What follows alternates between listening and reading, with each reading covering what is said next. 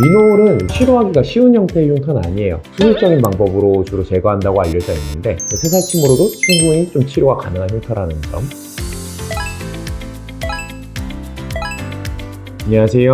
흉터 지워주는 한의사의 로다마니언 부산점 조현기 원장입니다. 오늘은 이제 확장된 모공으로 알려진 위노홀에 대해 좀 얘기를 하려고 해요. 위노홀이라면 처음 들으시는 분도 많고 되게 좀 생소하게 이제 단어가 좀 생각하실 텐데 그 정확한 진단명은 Dilated Pore of Wiener라고 하며 대부분의 환자분들은 이제 피지를 뺐는데 갑자기 막 흉터가 생겼어요. 아니면 얼굴에 갑자기 여드름도 안 나는데 구멍이 갑자기 생겼어요 라고 내원하시는 분들이 꽤 있어요.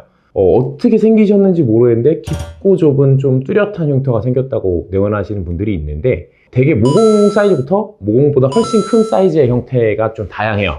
발생하는 이유는 정상적인 모공의 구조가 좀 변형을 일으켜서 이게 흉터를 만드는 건데 흉터만 보기에는 이제 여드름 흉터의 아이스픽 흉터랑 좀 비슷해요. 근데 이제 실제 아이스픽 흉터 같은 경우는 아이스픽 흉터 안에 모공이 또 존재해요. 근데 이제 위노홀 같은 경우는 모공이 존재하는 경우가 좀 더 많고 테두리도 아이스픽 흉터에 비해서 조금 더 단단하고 깊이감도 좀 더 깊은 경우가 많다고 보시면 될 것 같아요.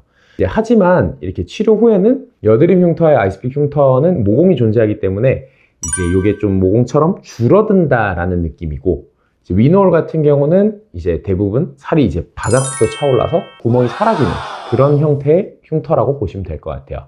근데 이제 눈으로 보는 것에 비해서 흉터가 진피 하부까지 좀 깊게 위치하고 있어서 이제 레이저로는 치료하기가 좀 힘들다고 하시고 수술적인 방법으로 주로 제거한다고 알려져 있는데 새살침으로도 충분히 좀 치료가 가능한 흉터라는 점 알고 계시면 될 것 같고, 그럼 이제부터 새살침으로 이제 위노홀이 어떻게 치료되는지 좀 알아보도록 할게요. 이분 같은 경우는 인중에 이제 콕 찍힌 듯한 위노홀이 있어요. 사진상으로 봐도 깊이감이 좀 굉장히 깊죠. 이분 같은 경우도 이렇게 5회 치료 후에 좀 말끔하게 위노홀이 사라졌고요. 이번에는 볼 쪽에 있는 위노홀 좀 살펴볼게요. 이분 같은 경우에는 우측에 콕 찍힌 듯한 위노홀이 있는데 이분 딱 이제 피지를 빼고 뭐가 갑자기 흉터가 생겼다고 하셔서 내원하셨어요.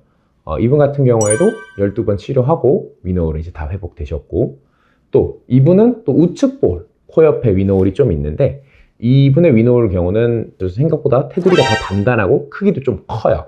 이런 위노홀의 경우도 이제 11번 치료 후에 회복이 되셨고, 시술 후 2주 뒤에 찍은 사진이라서 아직 새살이 올라온 부분이 좀 다져지지도 않고 붉은기도 좀 남아있는데 추후에 보면은 더 부드러워져서 기존의 피부와 이제 좀 동일하게 보이실 거고, 또 이분은 이제 팔자주름 위에 위노홀이 있는데요. 좁고 깊은 형태예요. 위치 자체가 이제 팔자 라인 선상에 있다 보니까 움직임도 많고 주름과 겹쳐져 있는 흉터라서 이런 경우는 약간 시술 횟수가 더 필요해요. 그래서 이분은 조금 치료 횟수가 좀 길게 됐는데 15회 치료 후에 위노홀은 다 회복돼서 종료하셨고요. 이제는 볼이 아닌 다른 부위에 있는 위노홀도 한번 좀 볼게요.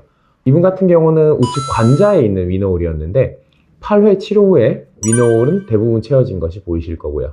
조금 더 치료하면 테두리까지 완벽하게 제거할 수 있지만 이 정도로 만족하신다고 하셔서 치료는 종료하셨고요. 또 이분 같은 경우는 이마에 크고 깊은 위노홀이 있는데 위노홀답게 역시 조금 많이 깊고, 이분 같은 경우도 12회 치료 후에 대부분 새살이 채워져서 치료를 종료하셨어요.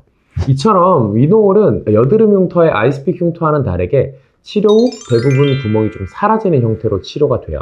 또한 수술적인 치료 방법이 아니더라도 새살침으로 충분히 치료 가능한 흉터라고 보시면 될 것 같아요. 그리고 이제 시술 시에는 일반적인 흉터보다 조금 깊이감이 훨씬 깊기 때문에 조금 더 깊게 시술이 진행돼야 되고, 또 여러 방면으로 자극이 좀 잘 이루어져야 치료가 가능한 형태고, 새살침의 특성상 단면적이 큰 위노홀이 단면적이 좁은 위노홀보다는 좀 빠르게 회복되는 특징이 또 있어요.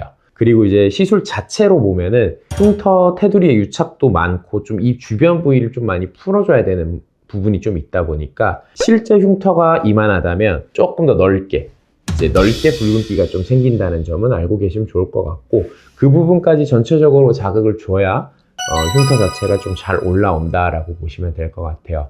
그리고 위노홀 같은 경우는 처음에 1, 2회차는 실제로 반응 자체를 못 느끼세요. 왜냐면 바닥이 올라와야 되는데 굉장히 깊기 때문에 바닥이 올라오는 게 보이진 않거든요. 하지만 이제 4회차, 5회차 좀 지나면서 아예 뚫려 있었던 흉터처럼 보이는 흉터가 바닥이 조금씩 올라오면서 뭔가 바닥면에서 어떤 면적이 좀 보여요.